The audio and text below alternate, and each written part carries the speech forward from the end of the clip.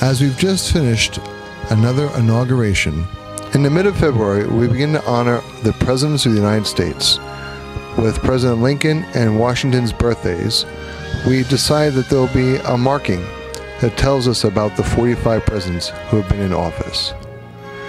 One example is George Washington, who made the government we know today. He established a precedent that no president should have more than 2 terms in office. He also proved that he would stand with his troops in time of trouble.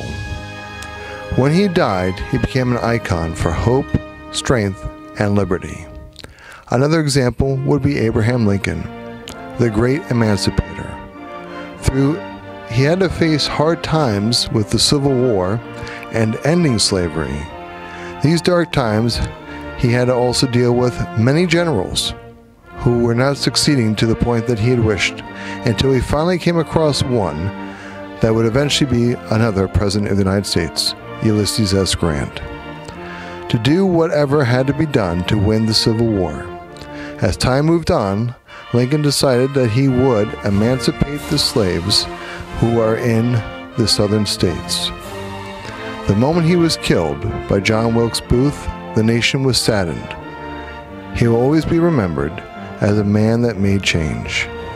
Another great example would be Franklin Delano Roosevelt, who dealt with the Great Depression and World War II.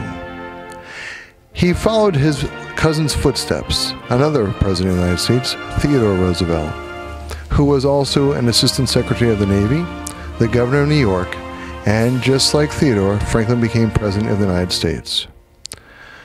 Whereas Theodore had introduced the country to a square deal, Franklin Roosevelt had a New Deal, which helped us rebuild during the Great Depression.